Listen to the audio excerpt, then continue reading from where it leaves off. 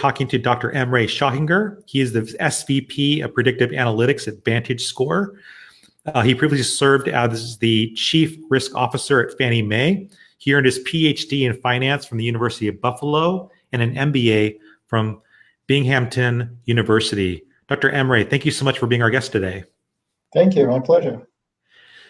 So Emre, can you share with us a little bit about your journey in data science? Sure, yeah. So I kind of happily stumbled into it, I think. As you mentioned, I studied in Buffalo, but prior to that, my background, I actually studied industrial engineering. Oh. Back in Istanbul at Istanbul Technical University, and then I came to the United States to pursue an MBA, and then I ended up doing a PhD in finance. But right around there, I realized that I didn't really want to pursue a career in academia. And in 2000, I got recruited by Capital One, not because of my corporate finance skills, but because of basically the techniques and methods that I was using for performing my research while I was in school. Because I was primarily using like logistic regression type work, which was predominantly the tool that they were using for all of their credit and other behavioral modeling. So I joined Capital One in that time. It was a wonderful experience. I built models around credit risk, other types of behavioral models. I worked through their different business lines, partnered with their data scientists back then. I guess we were named statisticians, and building best practices around model development, pursuing new methods for next generation analytics. And so that was kind of like my entrance to the data science world. In Capital One, my role over time grew to cover more things. I was always interested in seeing how analytics was applied in establishing business strategy and credit strategy. So over time, I grew into roles that were more focused on really looking at credit risk strategies for different programs they had there. But I was always a hybrid between sort of a quant and a sort of a business person. And continuing on from there, in 2010, I got a call from Fannie Mae, and they were trying to build their capabilities around risk management, and particularly around model risk. As you are, I'm sure, very well aware, post-financial crisis, there was a lot of focus on model risk and building better capabilities around that. And Fannie Mae was sort of, no different than that. So I spent a fair amount of time really building the infrastructure there to make sure that the models that they had there were sound and effective. For the last 5 years of my time there, I served as their chief risk officer for model risk. That's a function that basically is their oversight for modeling. Fannie Mae has hundreds of modelers and hundreds of models, and they're very sophisticated in that. That was a great opportunity for me to work with really, best-in-class modelers to really learn about housing finance and the modeling aspects of it. And more recently, this is just within the last 4 months, I was asked to join VantageScore as the SVP for Predictive Analytics, which is an amazing opportunity given that VantageScore is a very innovative, very well-known firm in this space. So I've been continuing that journey here.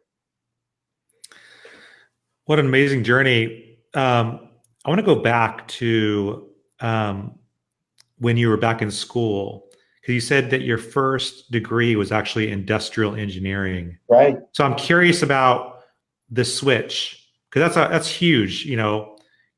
Just getting a degree in industrial engineering is super hard work. Right. And then you made a switch to go into finance. What was your thinking there?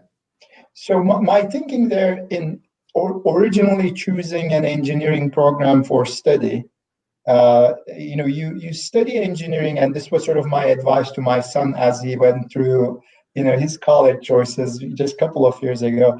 Engineering really provides you a very sound foundation in just analytical thinking and approaches.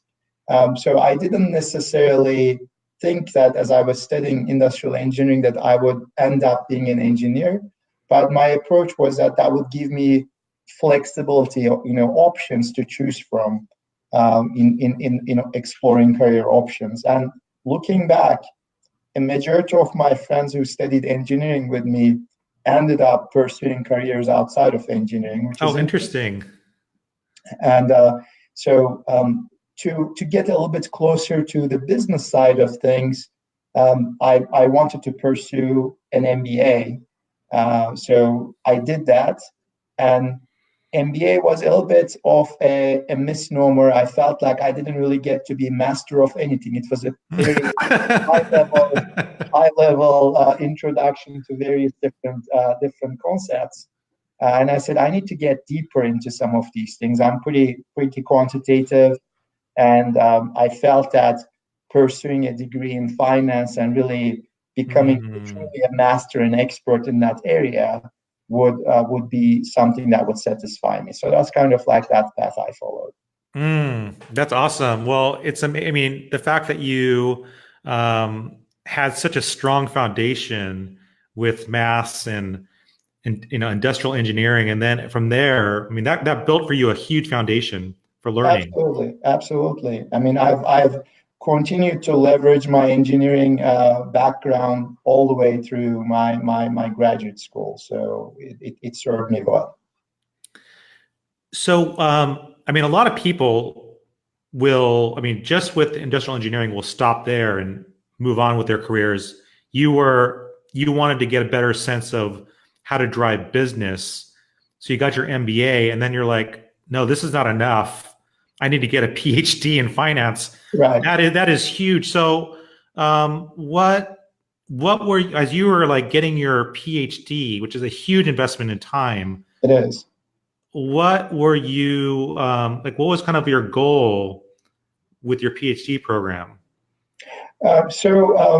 The PhD program, initially, it simply started as I just need to feel like I have the expertise in something, but I didn't really explore that option with the idea of I want to be a professor, I want to stay in the academia. The idea of research as it's done in academic environment for publications and all that, I felt like that wasn't really my thing. And my main interest was looking at how you can put these skills in practical use. I really want to see the impact of what I work on resulting in something better. Obviously, academics, that cycle is much longer, and finance was such a hard area to really find something that's really going to be ultimately a meaningful outcome. That wasn't something that really excited me. You are absolutely right. It's a significant time commitment. It is finance PhD takes on average something like 6 years. Wow. But I felt that once I started my professional career, it certainly helped me to stay on a sort of a steeper slope in terms of my career progression. I ultimately benefited from that, I believe.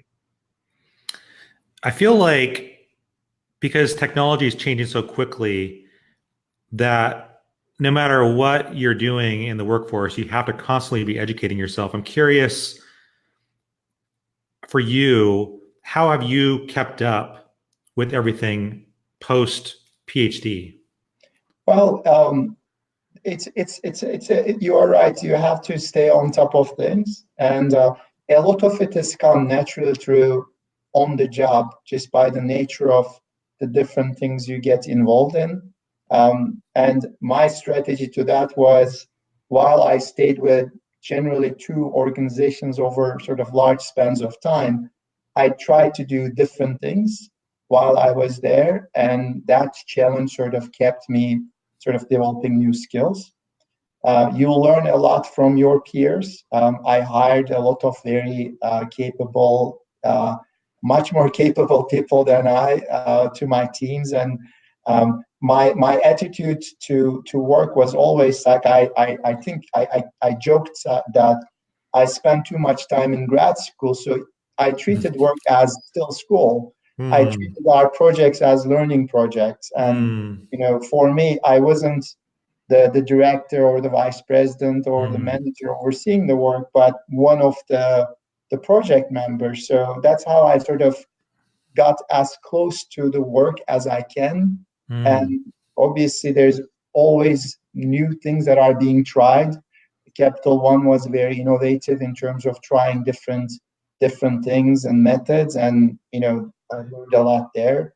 Similarly, at Fannie Mae, we've done a number of different things. So, long story short, I think you do a lot of that on the job, but at the same time, it's important to pursue organized training activities like it might be either certifications or other simple classes of relevance that sort of you stay up with, just to keep your skills fresh. And I've done plenty of that. I love how you put it that these different projects that you work on are basically like classes. I think that's a really good way Yeah, of thinking about it. I mean, we all get put on different projects at work, and a great way to think about it is what you just said. This is a chance to learn. This can be a class for you. It just matters, absolutely. like, right? It's like, how much are you going to put into this project? Absolutely. I think my sense is that to be really successful, you have to have a high level of curiosity. And if you, as long as you maintain that curiosity, ask the questions of how does this work, why this happens, and really, you know, roll up the sleeves and get a bit closer to the details, there's a lot of learning. And when I grew up in my career and I was managing larger teams and I was still participating in these projects, I kept telling people, I'm not trying to micromanage your work. I'm truly here to try to be part of the team and see how I can contribute. And this is all a collective learning exercise. And I think those conversations you have as a team around the table discussing whatever project at hand is and brainstorming ideas, Mm. that's where most of the learning happens from each other. And I enjoyed uh, living in that type of an environment immensely. Well, I love that's your style because it's very encouraging to build up a team, to get ideas flowing, because that's so important to have diverse set of thinking coming together. And how do we figure out this problem? I think that's a wonderful way to lead. Absolutely. Um, I'm curious about there's a lot of people who are right. There's high performers who are very driven. They're going to be hyper curious, and I think anybody like you who's going to be in a data science role, you have to be hyper curious. But how do you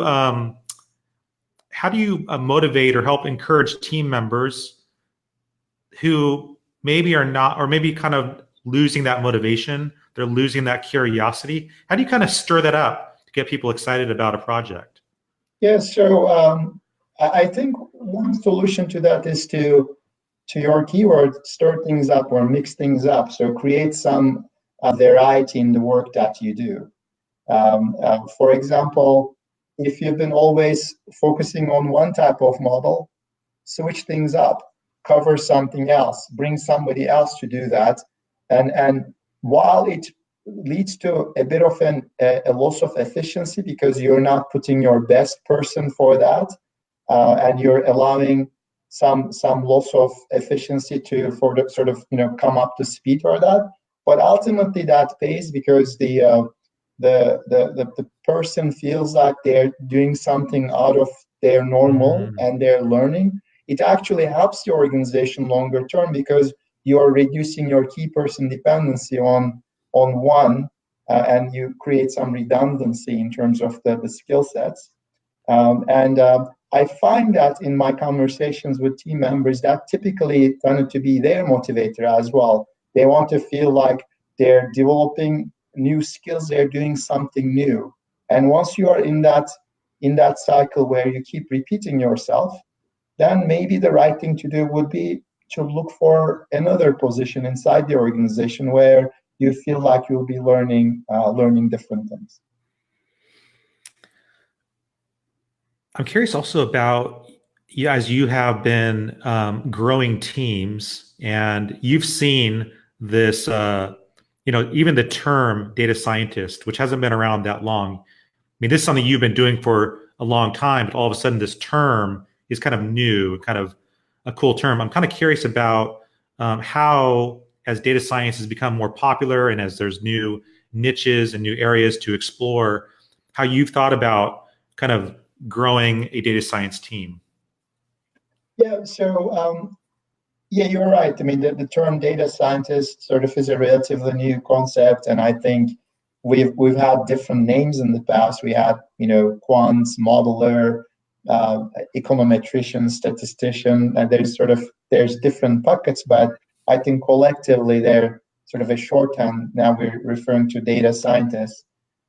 As I think about growing teams, I'm always looking for complementary skills, right? So, some of these hardcore technical skills that are very relevant for our profession, either, a solid understanding of the foundations of statistics and econometrics and data analysis and coding and all that, that's very important. But what I always look for is, how can I blend different skill sets so that they will complement one another, and it will create opportunities to cross-pollinate ideas from one another.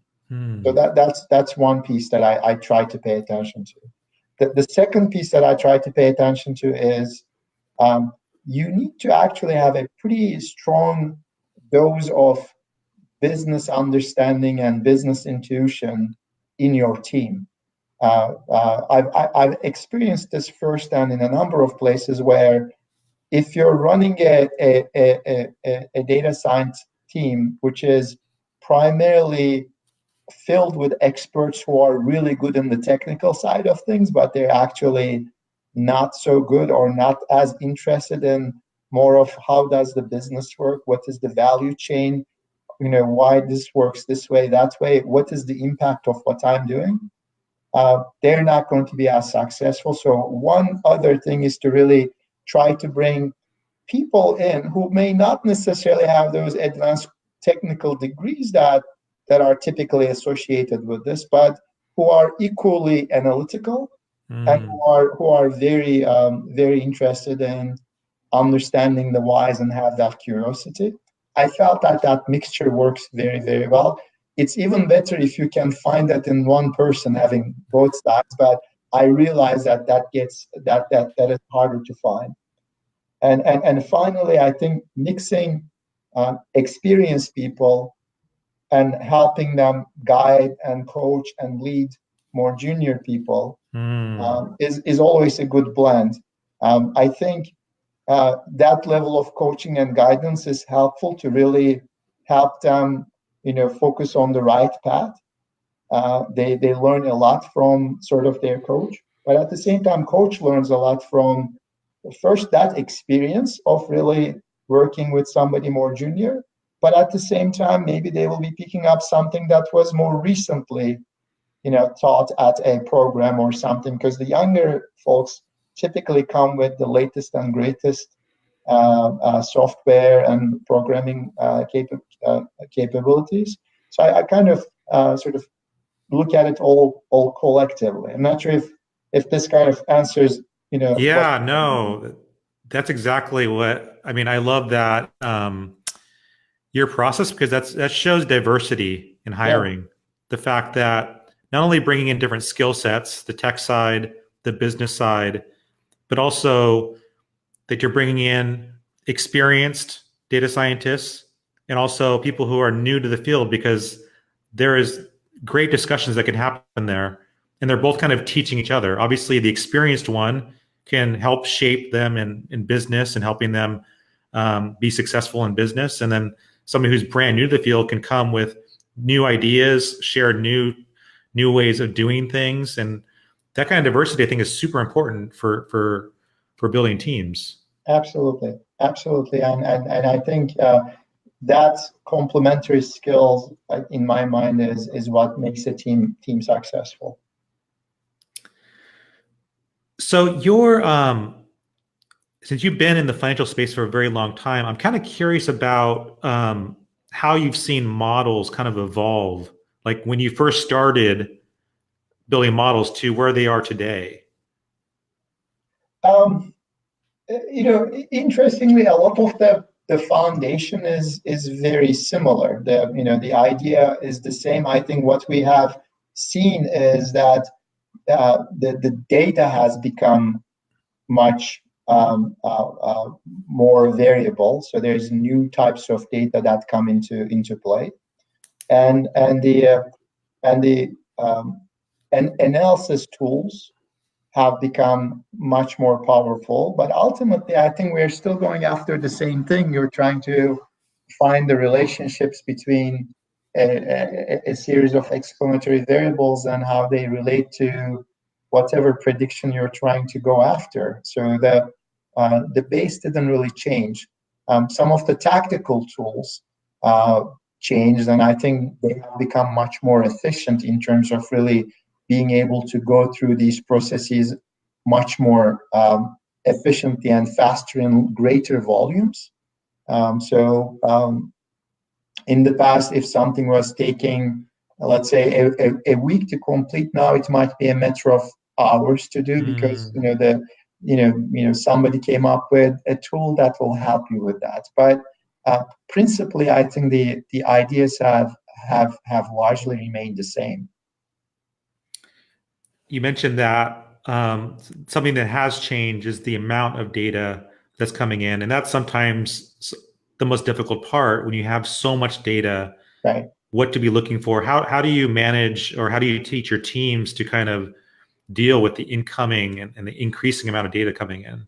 Right. So first of all, and this is sort of like the technical infrastructure side of things. It is really important to have a platform that will allow you to do your work in an efficient way. Typically, the greater challenge is really being able to leverage all the data that you have around, but they are not necessarily connected to one another. So that's more of a sort of a technical challenge. But as far as new types of data, I think it's important to really understand what is in the data and what is not in the data. And I think before you jump into throwing things into SaaS or whatever tool you're using to start cranking up results, I think the first order of business is really to understand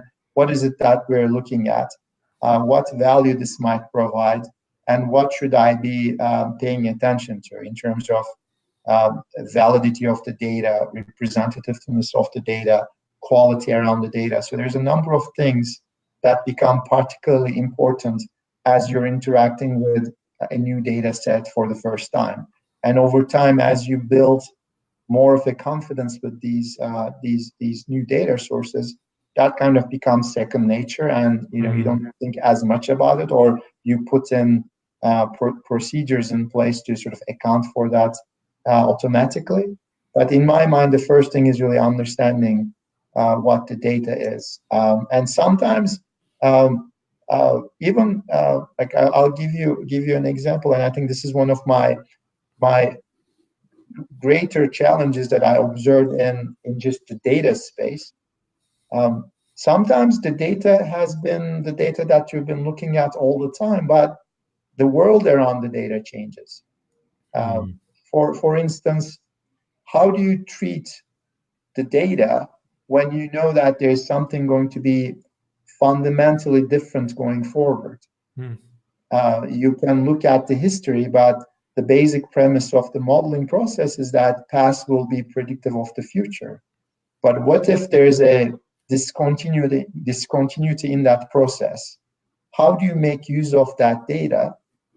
Can you make use of that data? And how do you need to modify it or think about other ways to account for the fact that things might be changing in the future? In my mind, that is a very challenging topic. Like especially think about the financial crisis period, post-crisis versus pre-crisis.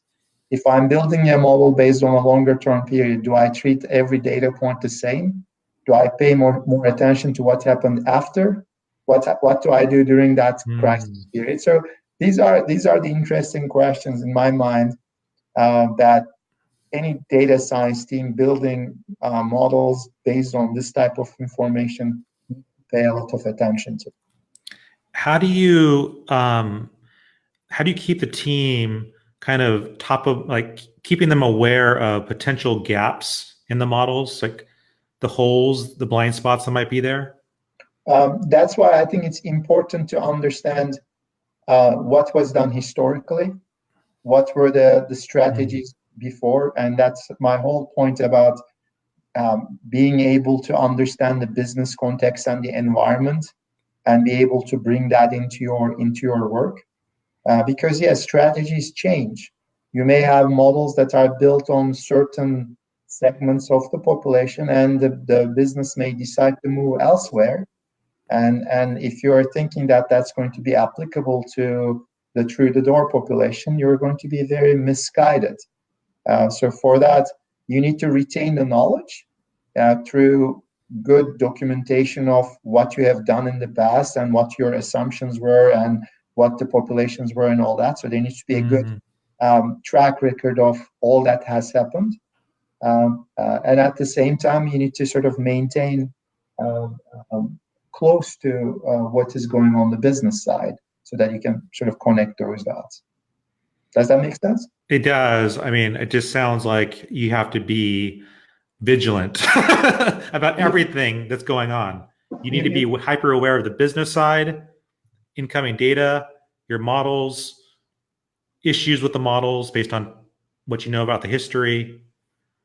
Absolutely. So when I was heading up the model risk management team as a CRO for model risk at Fannie Mae, a couple of things we wanted to pay attention to. First of all, in the modeling process, you need to explicitly articulate what your assumptions are relating to this model, and describe what the boundary conditions are for the model.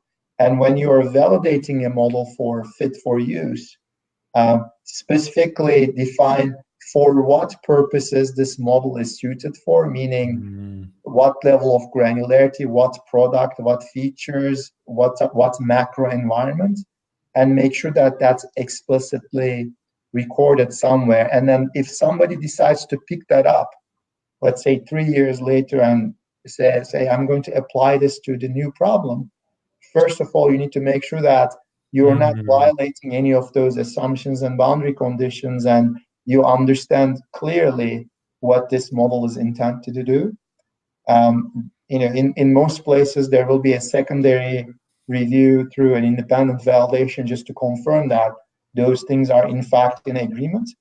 But it starts with just being explicit about some of these key concerns and key assumptions. I'm curious how you train your team around this, because since you've been doing this for a while and obviously an expert in this, but you have some new team members who are joining up who are very, very excited and they want to do a very good job. And so they see a model and they're like, oh, this will be perfect. But then you might know some background like, oh, there are some limitations here. This might not be the right model. How do you kind of guide like the newer data scientists? Right.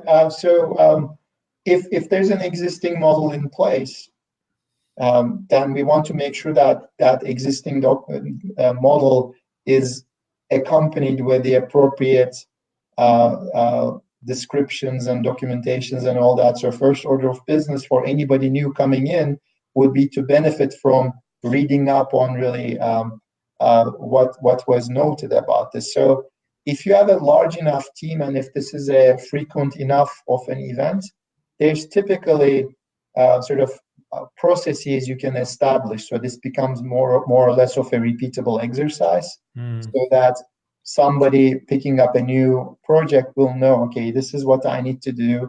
I can find this information here, and then I can do it this way.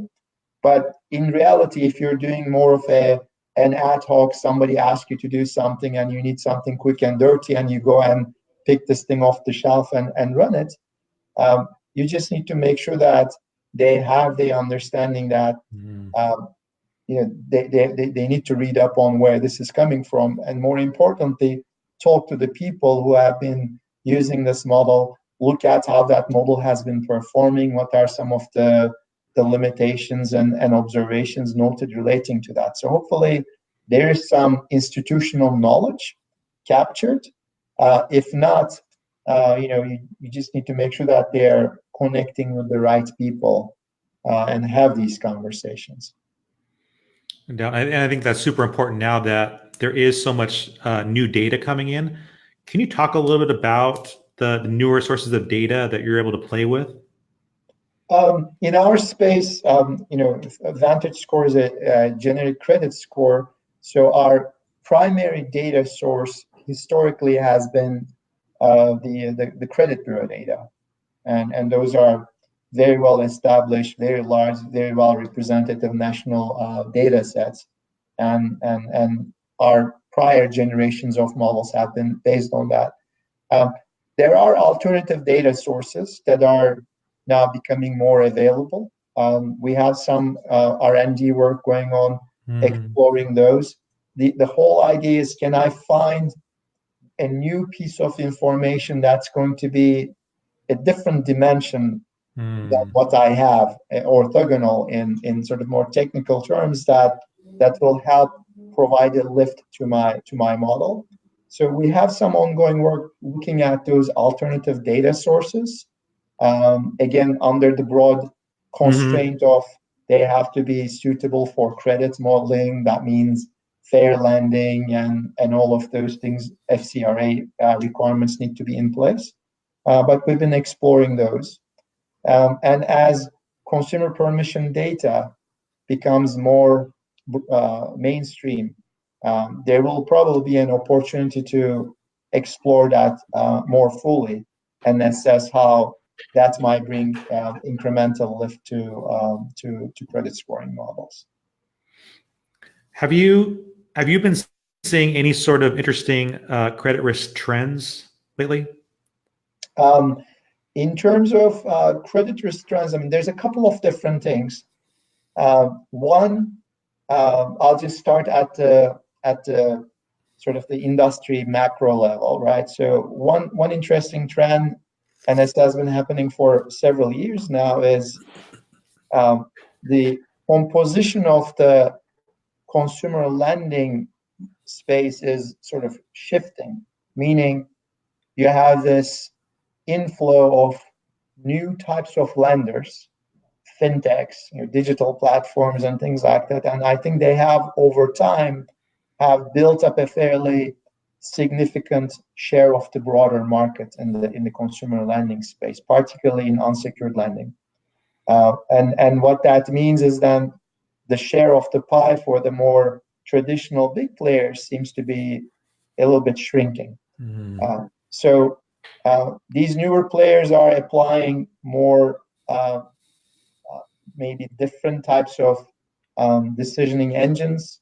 They're looking at different types of data. They're decisioning faster, and their products are different. So I guess my point is the whole ecosystem in the consumer lending space seems to be evolving.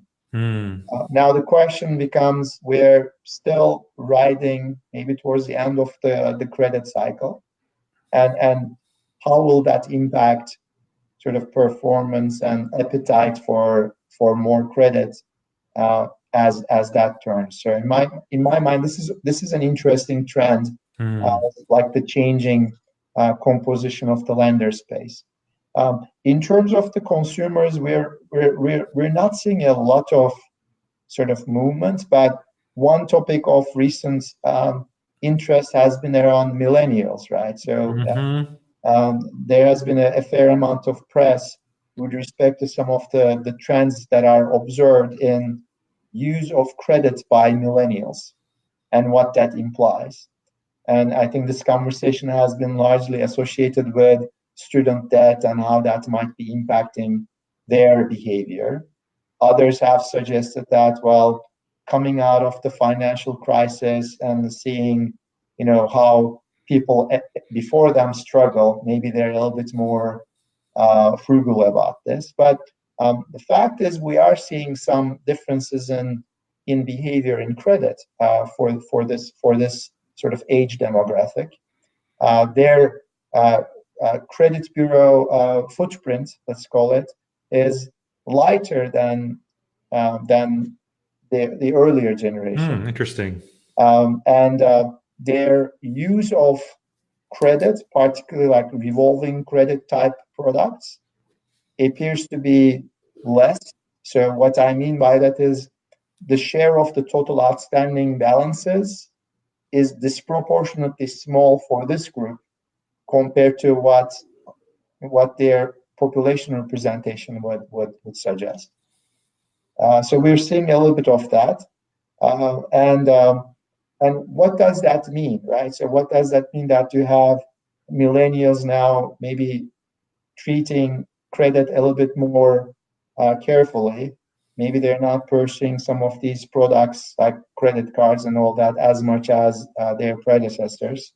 And what we've also seen is that their income and assets would suggest that they are not actually significantly different if they're using less credit. Typically, you would associate access to credit with income and assets. That's not the case by choice. They're kind of purposefully using less of that. So this is an interesting trend. For us at VantageScore, it's been an interesting observation. And one of the features of our model has been that it's able to score more consumers than conventional credit scores. So if millennials have a lighter footprint, the chances of our model being able to score them is actually going to be higher. And just to specify that, about 1 in 5 of this population will not be having significant enough credit activity to receive a conventional score because they just don't have enough history that qualifies them to be conventionally scored. We're able to do a better job with that, so we feel good about our ability to provide these folks an opportunity to receive a valid and predictive score. But the general trend remains that seems to be a change in behavior. It's interesting. It will be interesting to look at how the Gen Zs follow coming up after the millennials. We haven't looked at that as closely. I guess Gen Z is now sort of hitting the workforce, and I think they have a little bit more time to build up their credit profiles. But that's kind of like a unique thing about this age demographic. So that's what I can talk about that. And a final trend that's a topic of interest to data scientists is that as a general trend in the consumer credit industry, we're seeing more and more use of machine learning type models. And in my last job, this was sort of, if I had my top 3 risks, this would be probably on that top 3. That's because I think as an industry, we are still trying to figure out what are the best practices around how you would manage some of these risks relating to these tools. They are certainly very efficient. They provide a lot of value. But if you don't, use it in a transparent, controlled way, you may end up with some unintended consequences. So I think one big trend in the financial services, as I talk to my prior peers, is everybody's trying to figure out, how do I stay on top of this trend of using this cool new set of techniques while remaining compliant with all of the regulatory requirements and making sure that I do things in a safe and sound way. Can you talk a little bit about the risks I think that would be really helpful for the data scientists that are, using machine learning. For a number of reasons, it is a little bit harder to fully assess these models. I guess the most common known discussion or argument against them is that depending on the type of model you're talking about, you may end up with a black box type solution where the development process is so complicated and really not tractable that it's hard for you to sort of open up the hood and take a look and make sure that it's actually working fine. So that's a challenge. So what that means is you need to develop new types of validation processes to make sure that you understand and you can evaluate how these tools are performing. So that's one aspect.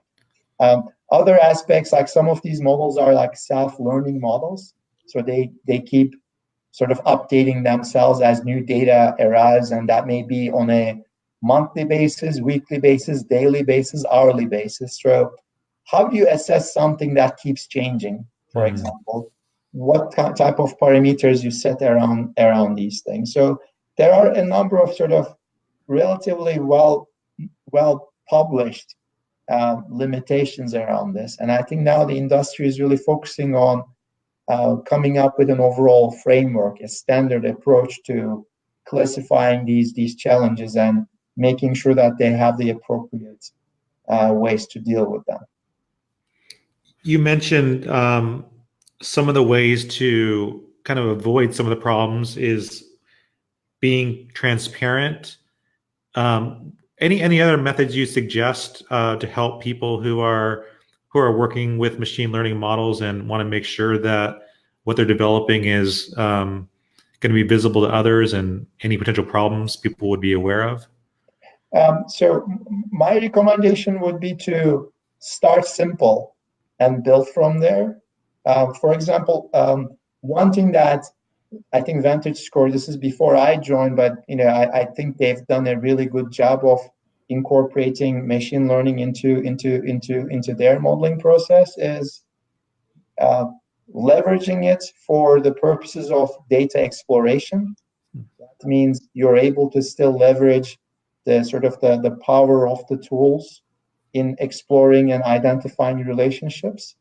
But then as you're moving towards a more of a production model, intervene in that process and sort of apply judgment and business knowledge and expertise to really almost like find a hybrid approach. It's not a fully machine learning approach. It's not your old way of doing it. You're leveraging machine learning, but at the end, you have a way to assess and control and make modifications to make the final model a little bit more transparent. And to be honest, you may not need the transparency in all kinds of models. Like if you're building a marketing model, or if you're building an operational model where you're trying to replace a human judgment with a model, and human judgment is they're flipping a coin to decide what to do, and you can build a model that gets to a much better prediction. I think you can keep the bar lower there.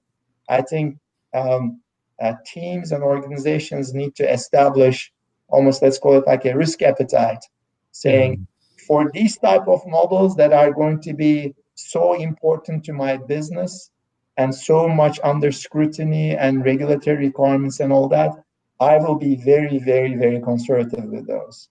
I will go baby steps.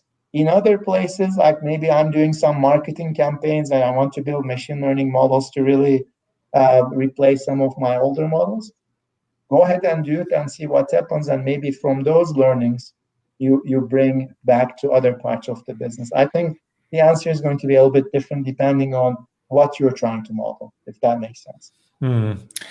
How do you suggest that people can stay up to date with the different machine learning models that are out there?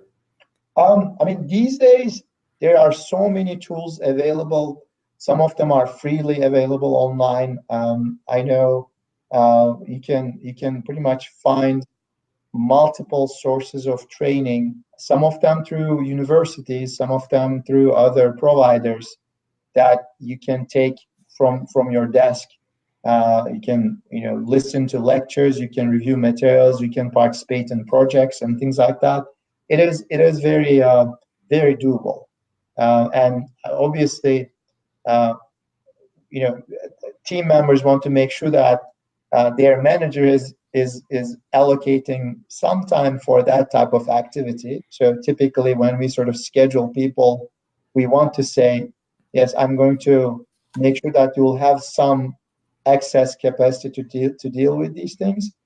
Realistically, when business priorities come, this type of thing typically takes a sort of a back step. But I think with some of these offerings, there's enough flexibility in how they're being delivered that people can learn up on these. In the beginning of the podcast, you mentioned some advice you gave to your son about your own academic journey and the path you took. I'm curious about advice you'd give to the young data scientist who is looking for their first job, looking to join your team. What advice would you give them? Because you mentioned how when you're looking at resumes, you're looking at the hard skills. But if you have 10 resumes and they all have very similar kind of skill sets that you're looking for, what makes somebody stand out to you when you're meeting with them? So at the end of the day, we work with people, and our work involves working as part of teams in either small or large. So one thing that's important is to make sure that as part of that interview process, that what comes through very clearly is interpersonal skills, communication skills, the ability to influence, those type of typically the softer side of things, in my mind, are equally important. So, you can have two people who are equally technically capable, but one is much more thoughtful and organized in how they are communicating their opinions, even as part of the interview process, or when they're hired, they're talking through their analysis and their results and conclusions. That makes a big difference in terms of how you can take very complex subjects and really distill them into what really matters. I think one of the